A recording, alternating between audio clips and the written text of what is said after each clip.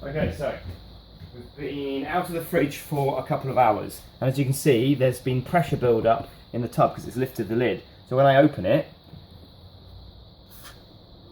there's a release. Now, that's now risen double. It's looking nice in there. And we're going to scrape it out onto the bench and shape it for the bench rest. So this is just a rough shaping. So I'm just going to put some water on the bench so that it doesn't stick. I'm going to take my scraper and I'm just going to scrape it out, and then I'm going to divide it into two and roughly shape it. Oh, look at that. And you can already see that it's going to be nice because it's got the strands of gluten all kind of built up and looks shiny and it looks alive. Let's get the last bits out. Try not to waste any of the dough. And then I'm going to halve it. And actually I do weigh it to see that it is half, because sometimes you get it completely wrong and one loaf is huge and one loaf is small.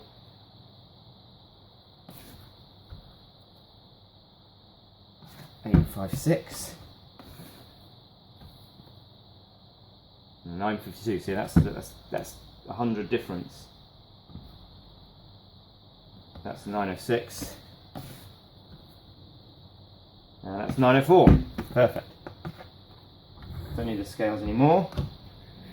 So, again, a bit of water on your hands. Doesn't have to be a huge amount of water, but a bit of water on the deck, a bit of water on your hands, and then I'm going to do an envelope fold, and gather it together, roll it over onto its side, and then just roughly shape it. And yes, I can wet shape this dough because, roughly shaped. I can wet shape this dough because it's mostly white, and so it's very forgiving. Same as this, same again. So stretch it out, envelope fold, which is 1/3 in, fold it on itself, roll it over. And so this is, just want to tuck that bit in. And so what I'm doing is I'm tucking my hands in such that I'm always pulling the top of the dough over and under. So I'm using the palms or the sides of my hand and my finger and pulling it in. And you can see it's gradually making a skin on the dough. And I'll leave those to bench rest for 30 minutes to an hour. They'll splurge a bit, but they'll retain some of their shape. Okay, so we've been bench resting for 45 minutes underneath the tea towel, again, just so it doesn't get contaminated. I'm not sure it really matters. And we're going to wet shape the dough for its final prove, or second proves, before it goes in the oven. And I'm hoping to bake it tonight so I can take some to work tomorrow. Things you'll need: some vessel for it to live in while it's second proving is ideal. You can do it on a silicone mat or on a baking parchment, but the wetter it gets, the more difficult it is for it to stay in its shape. And I am not the best shaper. I'll show you my technique, but I'm not the best shaper, so some way of keeping it contained while it's second proving. I use a Banneton couple for $15 over the internet from eBay, and a hairnet to keep it in while it's second proving. You can use a Pyrex bowl or a wicker basket. You can leave it in there on its own just with flour all over it, or with a tea towel. There's lots of different methods on the internet. You'll find lots of different ways. This is just, again, my current method because it's cheap, easy, and it's easy to clean, keep the Bannetons nice and clean. Okay, so you also need some cling film to cover the top, and again, you can leave it open, but I've got kids floating around, so I want to make sure nothing falls in and on top of the dough. I actually just use shower caps that I get from hotels, or at least my family members get from hotels for me. And then some flour to cover it. You can just cover the Banneton and then put the dough into it, or you can cover the dough. I just roll the dough in some flour once I've shaped it. I use two shaping methods sort of interchangeably, and I'm not sure which I prefer, and I'll show you both just so you get an idea. You will need some water, not too much, just a little bit of water to keep the surface clean and wet. We'll do it underneath the first loaf, and just to stop it from sticking to your hands. So just wetting my hands, take the dough, let's move that one out of the way for a minute, and we'll concentrate on this one. So I'm just going to put a little bit of water, not a lot, a little bit of water on the deck. I'm going to shake out, nice and gently, shake out the dough. I'm going to do my first envelope fold. Flatten it down a bit, rotate it through 90 degrees, and then I'm just going to fold it up. I'm sort of flicking my hands away from the dough so it doesn't get trapped in and stuck. Actually, this isn't that sticky, so it's quite easy to shape, and I'm adding no more flour. I don't need to add any flour at any stage of this process until I roll it in the flour to stop it sticking from the bannetons. So I added no flour after the initial mixing stage. And there it is. Easy. I'm going to put it upside down in the banneton, so seam side up. Just going to roll it in the flour and then place it in the banneton. Going to cover the banneton.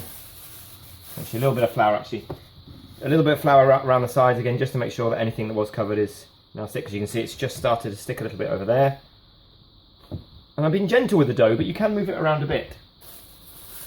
And then char cup on the top, and then I'm going to leave that to prove for a couple of hours, depending on the temperature of your kitchen.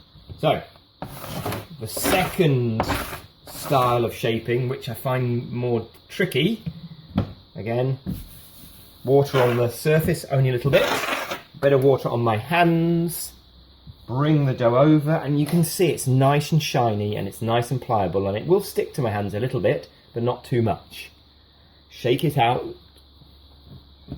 do the first envelope fold, and then just gather it up and flick it over. Now, I think this is kind of Chad Robertson's style of baking, and I sort of have grown to appreciate both Chad Robertson's shaping skills and Ken Forkish's shaping skills and Chad Robertson's mentor, Dave Miller. Have a look at YouTube at Dave Miller's shaping. There are little bits that have been caught on camera phones. The video footage is not great, but the shaping is amazing. Now, so what they do is they essentially drag the dough towards you, twist by 90 degrees, and drag the dough towards you. You can see that it's sort of starting to tuck the dough, creating a seam. You don't want it to rip too much, so it's got to be nice and gentle. There, that's perfect. Okay, so that's not bad. I'm sort of unusually pleased with that. And you can see that it's been gathered underneath.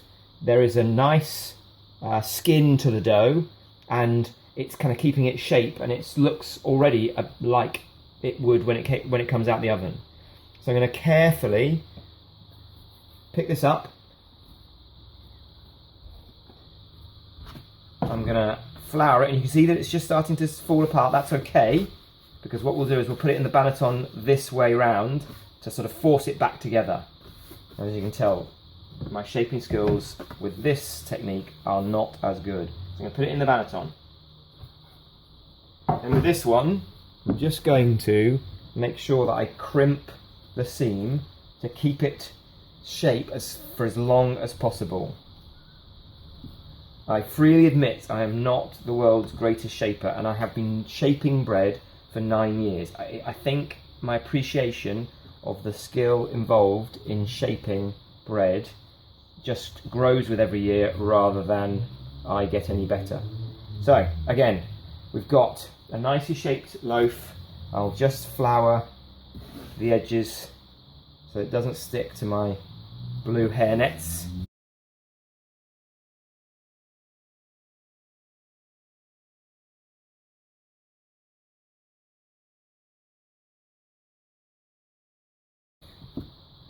And then a little bit on top,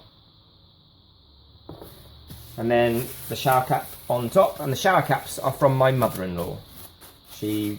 When she ever goes on holiday, she dutifully collects a few for me for my bread. And there it is.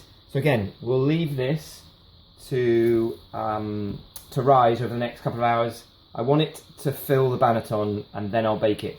I'll stop one from proving too quickly by putting it in the fridge for an hour so that they're an hour behind each other for when I bake them. And I'll bring you back for the baking section.